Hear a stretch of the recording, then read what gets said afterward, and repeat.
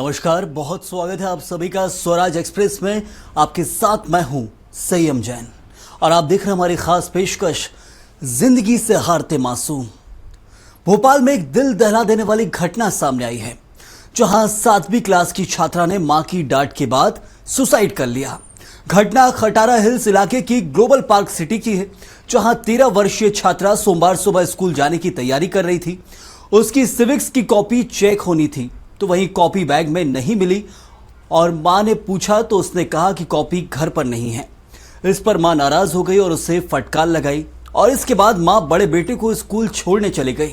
पिता भी छोटे बेटे को स्कूल छोड़ने निकल गए और माता पिता वापस आए तो देखा कि बेटी स्कूल बेल्ट और कपड़े के फंदे से लटकी हुई थी। दोनों घबरा गए और तुरंत उसे उतारकर पहले निजी अस्पताल ले गए और फिर एम्स लेकर पहुंचे। यहां डॉक्टर ने जांच के बाद मृत घोषित कर दिया। बच्ची सुसाइड नोट छोड़ गई थी, जिसमें लिखा था, मेरा कंप्यूटर टेबल और रूम छोटे भाई को दे देना, जरूरतमंद को देहदान कर देना। आपकी प्यारी बेटी क्यों आत्मघाती कदम उठा रहे बच्चे, सबसे बड़ा सवाल है। बच्चे जो अपने आप आत्महत्या कर रहे हैं, इस और बढ़ रहे हैं। ये देश के अंदर जो आंकड़े हैं लगातार बढ़ते जा रहे हैं। जहां पढ़ने लिखने वाले बच्चे हों, वो इस वक्त कुछ और नहीं आत्महत्या का कदम उठाते हैं। छोटे छोटे मामले इतने बड़े हो रहे हैं कि जो माँ बाप हो, परिवार हो, सोच नहीं सकता है कि बच्चे इस हद तक ये कदम उठा रहे हैं। क्यों उनके दिलो दिमाग में जहां इमोशन हावी हो रहे हैं, पेरेंटिंग में आखिर कहां चूक हो रही है, इसी पर हम आज बात करेंगे। और आपको यह भी बता दें कि इस तरह की पहली घटना नहीं है, हाल ही में ऐसी कई घटनाएं पहले भी सामने आई हैं।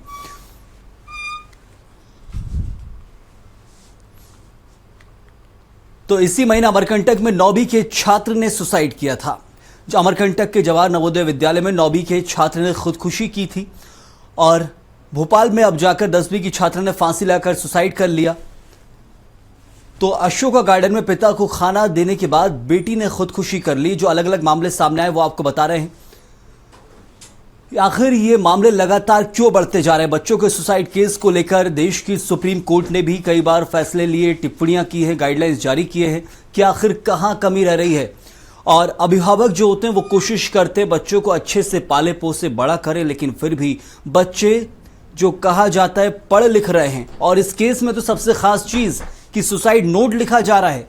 नोट के अंदर इतने समझदार बच्चे हैं कि सुसाइड नोट जारी कर अपनी पूरी बातें लिख रहे हैं। अब सोचिए आप, समझदारी की कौन सी सीमा है कि आत्महत्या करना, यह भी किस तरीके से पूरा का पूरा जो कहा जाता है कि कैसे सुसाइड करना है सब पता है, लेकिन इतनी समझदारी नहीं है कि आत्महत्या नहीं करना है और करना है तो उसके पीछे सुसाइड नोट छोड़ना है। यह सब समझदारी पूरी तरह से है।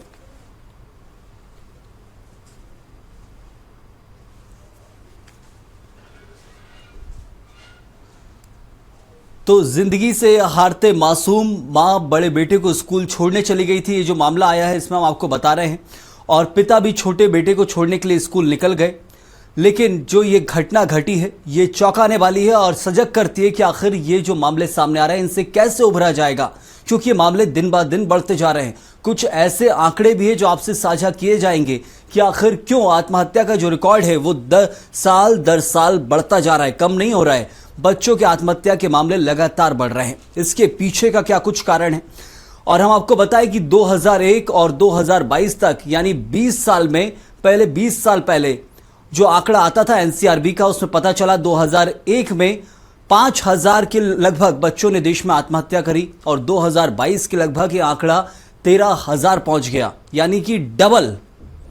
संभल नहीं रहे हैं, आंकड़े बढ़ते जा रहे हैं। और इसके पीछे का क्या कारण है? 2 दशक में आंकड़े बढ़े हैं, एनसीआरबी की रिपोर्ट बताती है। सुप्रीम कोर्ट की लगातार जो टिप्पणियां सामने आती है उसमें कहा जाता है कि बच्चों को अच्छी पेरेंटिंग दी जाए, मनोवैज्ञानिक चिकित्सकों से जहां एक तरफ ट्रेनिंग स्कूलों में मिले, यह भी कोशिश रहती है कि बच्चे को बोझ कैसे कम हो। सबसे ज्यादा उनको यदि बोझ होगा तो 2 चीज से, स्कूल में और घर में, इसके अलावा कोई तीसरा नहीं। स्कूल में कैसे उन्हें अच्छी शिक्षा मिले, वो शिक्षा उनके लिए बोझ ना हो, यह महत्वपूर्ण कोशिश रहती है और इस पर खरा उतरने की जरूरत है हर विद्यालय को। और घर के अंदर जहां माता पिता को कि कैसे बच्चों को ऐसा माहौल दिया जाए जिस माहौल में वो ढल सकें और उस माहौल के अंदर वो अपनी मन की सारी बातें खुलकर रख सकें, क्योंकि आज मन के अंदर उठने वाले विकार ही ऐसी बड़ी बड़ी वारदातों में तब्दील हो रहे हैं कि बच्चे आत्महत्या का रास्ता अख्तियार कर रहे हैं।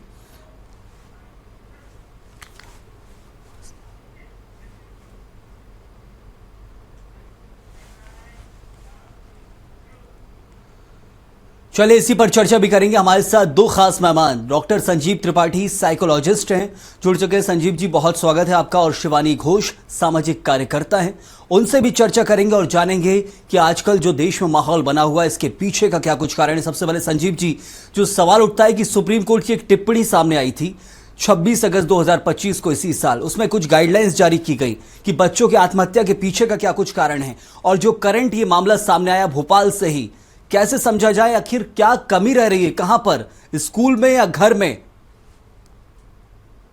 जी, ये हमको हर जगह पर थोड़ा सा देखना पड़ेगा। कमी तो हर जगह कहीं ना कहीं है, इसलिए इस तरह की घटनाएं बढ़ रही हैं। जागरूकता की कमी है सबसे पहली बात। तो पेरेंट्स भी उतने जागरूक नहीं है कि बच्चों के साथ कैसे डील करना चाहिए। हमारा जो ट्रेडिशनल तरीका रहा है बच्चों से डील करने का, जो हमने सीखा, जो हमारे माता पिता ने हमारे साथ किया है, वही हम आगे करते हैं। तो हमको लगता है डांटने मारने से बच्चे ठीक होते हैं, पर ऐसा नहीं है। ये ट्रेडिशनल तरीका पहले काम करता था, क्योंकि बड़ी फैमिली होती थी, ज्वाइंट फैमिली होती थी, एक डांटता था दूसरा प्यार करता था। अभी बच्चे को कहीं भी इमोशनली अपने को वेंटिलेट करने का, कहीं किसी से अपनी बातें शेयर करने का कोई भी प्लेटफॉर्म नहीं है। अगर माता पिता उसको डांट रहे हैं तो अगर वो डिस्टर्ब होता है इमोशनली, तो किसको बताए, किससे अपनी बातें शेयर करे। तो इस वजह से बच्चे कई बार अंदर अंदर घुटते रहते हैं, अपने मन की बात किसी से कर नहीं पाते। माता पिता के साथ वो ज्यादा भरोसा महसूस करते हैं, अगर वो माता पिता ही उसको डांट रहे हैं तो वो फिर किसके पास जाएं। तो कई बार वो पेरेंटिंग की जरूरत है, पेरेंटिंग सिखाने की जरूरत है कि हम जान पाए कि बच्चों के साथ कैसे बात करना है, कैसे एक अनकंडीशनल लव बच्चों को देना है, और कैसे वो बच्चों के साथ एक फ्रेंडली रिलेशन डेवलप करना है, इससे बच्चे आपके साथ मन की सारी कह सकें, आप उनके लिए जजमेंटल ना हो। एक तो ये बात। दूसरा, अगर हम बात करें स्कूल के लेवल पर भी, गाइडलाइन जो है वो बहुत पहले से गाइडलाइन है कि हर स्कूल में काउंसलर्स होने चाहिए, साइकोलॉजिस्ट होने चाहिए। कुछ बच्चों में थोड़ी लर्निंग से रिलेटेड प्रॉब्लम्स होती हैं, उनके लिए स्पेशल एजुकेटर होने चाहिए जो उनको इंडिविजुअली हेल्प कर सके। कई बार ऐसे बच्चे अच्छा परफॉर्म नहीं कर पाते तो घर वालों की डांट उनको खानी पड़ती है, टीचर की डांट उनको खानी पड़ती है।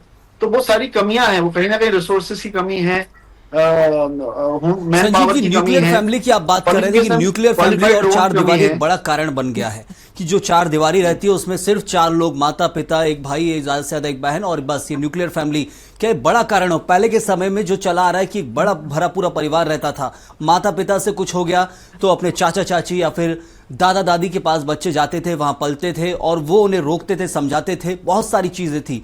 तो न्यूक्लियर फैमिली यदि बड़ा कारण है तो इससे फिर कैसे उभरा जाएगा, क्योंकि आज का दौर तो उसी तरफ आगे बढ़ रहा है। देखिए, मैं जैसे बात कर रहा हूँ कि अब चूंकि स्ट्रक्चर चेंज हुआ है तो हम दोबारा से न्यूक्लियर से जॉइंट की तरफ तो नहीं जा सकते। वो हमारे पास कुछ ऑप्शंस हैं जो हमारे पास अब नहीं बचे हैं, है ना। तो क्या ऑप्शंस हो सकते हैं? क्या हम मोहल्ले में कुछ ऐसे क्लब बनाए जिसमें लोग गैदर करें एक दूसरे से, लेकिन वो बॉन्डिंग क्या डेवलप हो पाएगी? क्या वो एक जो फैमिली में जो एक सपोर्ट सिस्टम डेवलप होता है, क्या वो हम सोसाइटी में ऐसा डेवलप कर पाएंगे? वो भी पॉसिबल नहीं है। तो क्या किया जाए? तो मुझे लगता है, यहाँ तक मैं समझता हूँ, स्कूल लेवल पर ही हमको कुछ ऐसा करने की जरूरत है कि उन बच्चों को आइडेंटिफाई कर पाए जिन बच्चों में थोड़ा इमोशनल प्रॉब्लम है, कुछ साइकोलॉजिकल प्रॉब्लम है, कुछ बिहेवियरल इशूज हैं, या उनकी फैमिली में कोई इशूज हैं।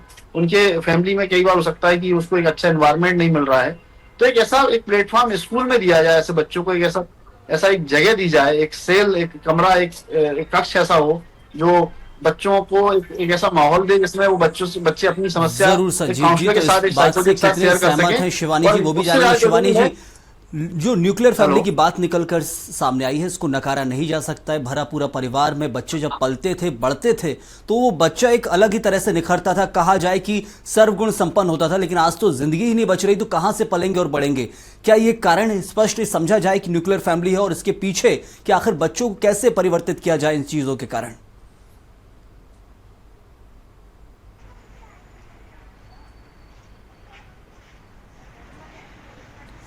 शिवानी जी, आवाज पहुंच रही है आप तक?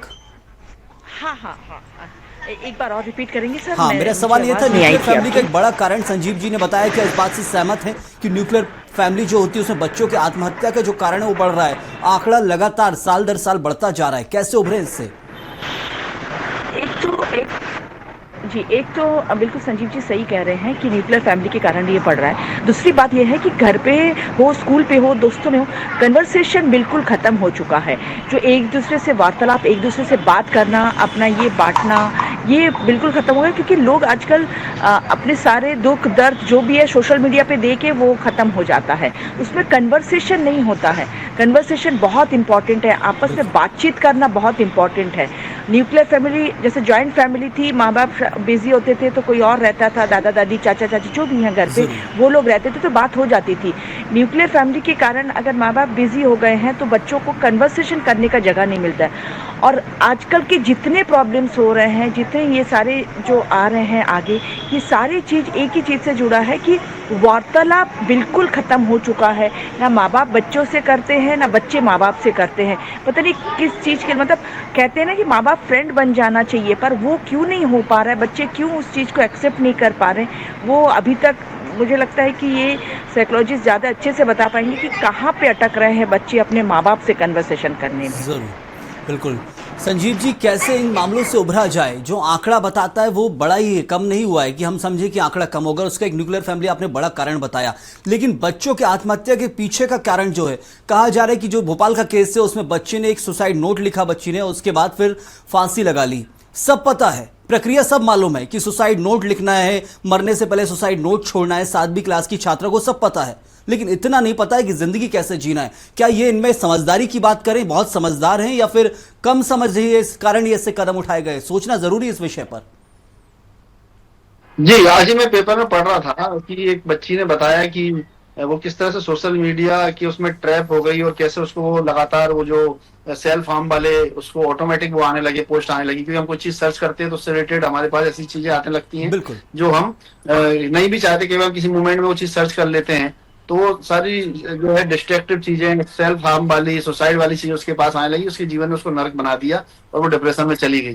तो उसने इवन सुसाइड अटेम्प्ट करने की कोशिश की। तो इस तरह के केस जो ज्यादातर बढ़ रहे हैं, उसमें कारणों में अगर हम जाएं तो एक तो कारण हो गया जो एक व्यवस्थागत कारण है कि व्यवस्था बदली है, जो जॉइंट फैमिली से न्यूक्लियर फैमिली में आए हैं। दूसरा एक कारण है कि बच्चों में कुछ साइकोलॉजिकल इश्यूज होते हैं। उन साइकोलॉजिकल इश्यूज के साथ हम कई बार उनको आइडेंटिफाई नहीं कर पाते। बच्चे एडीएचडी वाले हो सकते हैं, बच्चे में ऑटिज्म हो सकता है, बच्चे में लर्निंग स्लो लर्नर हो सकता है, लर्निंग डिसेबिलिटी हो सकती है। तो इस तरह की, या फिर बच्चे, छोटे बच्चे कई बार डिप्रेशन और एंजाइटी में चले जाते हैं, एग्जामिनेशन स्ट्रेस की वजह से चले जाते हैं। तो वो सारी चीजें आइडेंटिफाई करना, अगर हम उसका सही समय पर डायग्नोसिस बना लें, उसको आइडेंटिफाई कर लें, और उसमें जो इंटरवेंशन होता है प्रॉपर एक साइकोलॉजिस्ट से, क्लिनिकल साइकोलॉजिस्ट से कंसल्ट करना, और हो सकता है कई बार साइकेट्रिस्ट का भी इसमें रोल रहता है, तो वो हम देना। तो बच्चे जनरली, या कोई भी सुसाइड जब घटती है तो उसके पीछे कहीं ना कहीं डिप्रेशन ज्यादातर एक बड़ा फैक्टर होता है, सामने आता है। जो अवसाद की बात आप करें, डिप्रेशन की, संजीव जी, हमने देखा कई मामलों में जो पढ़ाई का कारण है, पढ़ाई का जो तरीका बदल गया, बड़े बड़े स्कूल्स आ गए हैं, बड़ी बड़ी बिल्डिंग्स हैं उनकी, और उसी के साथ पढ़ाई का बड़ा लोड भी बच्चों पर दिया जाता है। इसी का जिक्र तो सुप्रीम कोर्ट लगातार करता आया है, क्योंकि स्कूल जो शिक्षा का गृह है, वहां से आप ऐसी शिक्षा दीजिए कि कदम उठाने के बारे में सोचा ना जाए। पहले के समय हम देखते थे बच्चों को खूब मारा और पीटा जाता था, तब ये सुसाइड अटेम्प्ट के केस सामने नहीं आते थे। लेकिन आज तो पिटाई भी बच्चों की बहुत कम हो गई है, फिर भी ये मामले सामने आते हैं, सिर्फ थोड़ा सा डांटने पर ही फांसी जैसा कदम उठाया जा रहा है। वो वही मैं आपको बता रहा हूँ कि एक्सपोजर ज्यादा हो गया, छोटे बच्चे हैं, ऑप्शन ज्यादा दिख गए हैं उनको, वो ज्यादा एक अनपरिपक्व मस्तिष्क जो है उस वो सोशल मीडिया पर और इस तरह की चीजों को वो सर्च कर रहा है, जिसमें बहुत ज्यादा इन चीजों पे बात हो रही है, सुसाइड पे बात हो रही है, वॉयलेशन पे बात हो रही है। तो ये सारा एक्सपोजर जो बच्चे का मन अभी उसके लिए तैयार नहीं है। तो पहले क्या होता था, बच्चे की अगर पिटाई भी लगती थी तो चलो उसके बाद कोई घर के लोग होते थे, इनसे वो डिस्कस कर लेता था। अब पिटाई लगती है तो वो डिस्कस भी नहीं कर पाता, इवन कई बार वो नेगेटिव चीजें देखने लगता है, और वो फिर उस तरह का उसी तरह कंटेंट उसको दिखाई देने लगता है। उसको ऑप्शंस पता चल जाते हैं कैसे इससे निकला जा सकता है। तो वो ऑप्शंस अब इजीली एक क्लिक पे पता चल जाते हैं। तो कई बार बच्चे जब ऑप्शन ढूंढते हैं उनको लगता है ये भी एक ऑप्शन है। पहले क्या था कि हम शिकायत कर दो मम्मी पापा की, दादा दादी से। पहले हमारे ऑप्शन था कि हम अपने मन की बात नहीं, दोस्तों से कर लो, अपने चाची से कर लो, मामी से कर लो, मामा से कर लो। अब क्या ऑप्शन है कि आप सोशल मीडिया पर सर्च करो कि हमारे साथ जो हो रहा है उसको हम वो क्यों हो रहा है, उसके कारण क्या, तो पता चला डिप्रेशन है। डिप्रेशन में क्या होता है, डिप्रेशन में लोग सुसाइड कर लेते हैं, वो सुसाइड भी एक ऑप्शन है। तो ये इस तरह से लोग उसको एक ऑप्शन की तरह भी देखने लगे हैं कई बार। तो ये जो एक गलत धारणा बच्चों में डेवलप हो रही है, ये इससे बाहर आना बहुत जरूरी है। अभी हम एक देख रहे थे, गुड़गांव की घटना थी, शायद ये अहमदाबाद की घटना थी, जो बच्ची ऐसे वो की रिंग लेती हुई जा रही है, घूमती हुई, उसको देख के बॉडी लैंग्वेज से कह भी नहीं सकता उसको कि ये कोई डिप्रेशन में है या उसको कोई प्रॉब्लम है, और जाती है और कूद जाती है।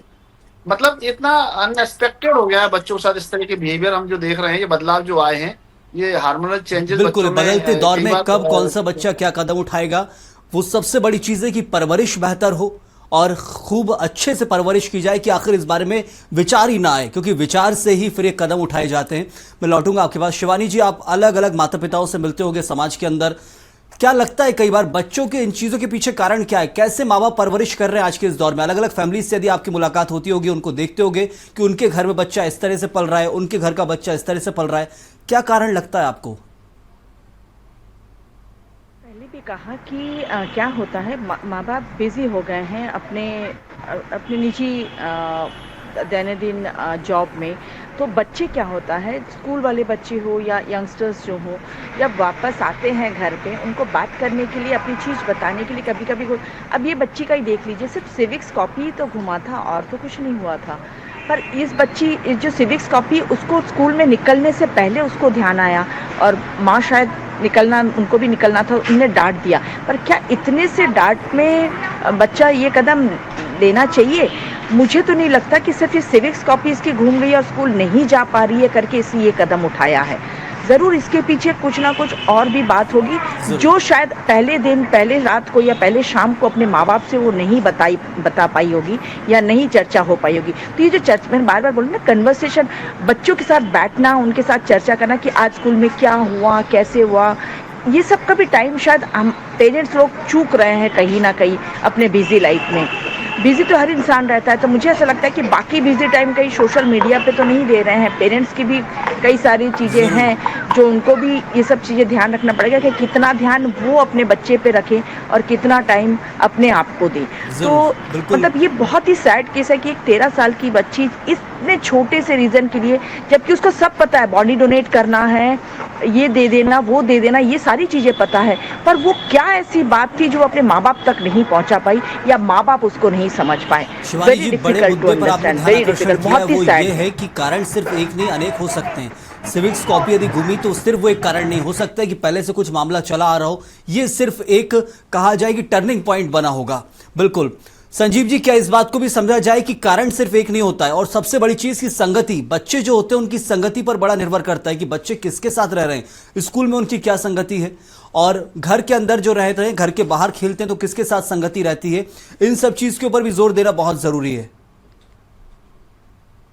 वाला तो है फैक्टर कि वो आजकल जो बच्चे कई बार ऐसे वीडियो गेम्स में इन्वॉल्व हो गए हैं, उसके द्वारा जो उनके जो दोस्त बन रहे हैं उनमें भी बहुत सारी साइकोलॉजिकल प्रॉब्लम है, उनमें भी कई बार पर्सनालिटी इशूज हैं, पर्सनालिटी डिसऑर्डर्स वाले ट्रेड्स हैं, तो वो बहुत ज्यादा वायलेंट होते हैं, एग्रेसिव होते हैं। तो उस तरह के लोगों से जुड़ना, उस तरह से सोशल मीडिया के माध्यम से, तो ये जो संगति है वो कहीं ना कहीं वर्चुअल भी हुई है, और वर्चुअल होने की वजह से भी कई बार वो इमोशनली अवेलेबल नहीं है, फिजिकल अवेलेबल नहीं है, तो हमारे उसका एक लिमिटेशन है कि हम उनसे कितने मन की बातें कर पाते हैं, कितना नहीं कर पाते हैं। एक और फैक्टर है जिसमें मैं आपको थोड़ा प्रकाश डालना चाहूंगा, वो है बायोलॉजिकल कारण। कई बार जेनेटिक्स होते हैं, मतलब जैसे मैं बता रहा हूँ कि हम, जैसे मैंने लास्ट में बताया कि डिसऑर्डर भी जिम्मेदार होते हैं, ऐसे जेनेटिक्स भी जिम्मेदार होते हैं। कई बार हो सकता है कि कोई कारण नहीं हो। अभी मेरे पास एक बच्ची आई जो बता रही थी मुझे कि उससे कुछ 6वीं 7वीं क्लास में थी, तो वो उसने एक अपना खुद से उसने कुछ मिला के एक पॉइजन जैसा बनाया, उसने उसमें ऑल आउट मिलाया, कुछ 2-4 चीजें मिलाई, कुछ फिनाइल मिलाया, ऐसे करके उसने बोलो एक वो तैयार कर लिया खुद से, और उसने बैग में रख लिया उसको। और वो बोली कि मेरे को ये लगता था कि जिस दिन मुझे मतलब मेरे लिए अनटॉलरेबल हो जाएगा, अगर मुझे लगा, मुझे ऐसा रोज थॉट आती, तो जिस दिन लगता था अनटॉलरेबल हो गया जिस दिन मुझे, तो मैं इसको पी लूंगी। लेकिन बोला ऐसा दिन कभी आया नहीं। आप केस बता रहे हैं, इसमें सीखा कहां से ये सीखे? सबसे बड़ी चीज इसका स्रोत क्या था? उसमें मैंने देखा कि उसमें सीखा ही नहीं, उसमें जेनेटिक्स थे, उसके परिवार में भी हिस्ट्री रही है डिप्रेशन की, एंजाइटी की। तो इतनी छोटी बच्ची के पीछे बस माँ ने जरा सा डांट दिया और वो ट्रिगर हो गई, और वो उसमें नेगेटिविटी ट्रिगर हो गई। तो जनरली माता पिता डांटते हैं, नॉर्मल है, लेकिन अगर कोई हिस्ट्री है तो वो जो नॉर्मल व्यवहार हमारे लिए नॉर्मल है, लेकिन उस बच्चे के लिए वो एबनॉर्मल हो सकता है, वो उसके लिए ट्रिगर पॉइंट हो सकता है। वो उसके अंदर दबी हुई जो चिंगारी, वो एक जो बारूद उसके अंदर था, उसमें वो चिंगारी का काम कर सकता है। तो कई बार जेनेटिक्स होते हैं, उनमें फैमिली में अगर इस तरह की हिस्ट्री रही है, सुसाइड की हिस्ट्री रही है, डिप्रेशन, एंजाइटी की, या कोई भी साइकोलॉजिकल डिसऑर्डर की हिस्ट्री रही है, तो ऐसे बच्चों में थोड़ा सा भी तनाव, थोड़ी सी भी टेंशन उस तरह के सिम्टम डेवलप कर सकती है, जो कई बार बड़े लोगों में हमको देखने को मिलते हैं।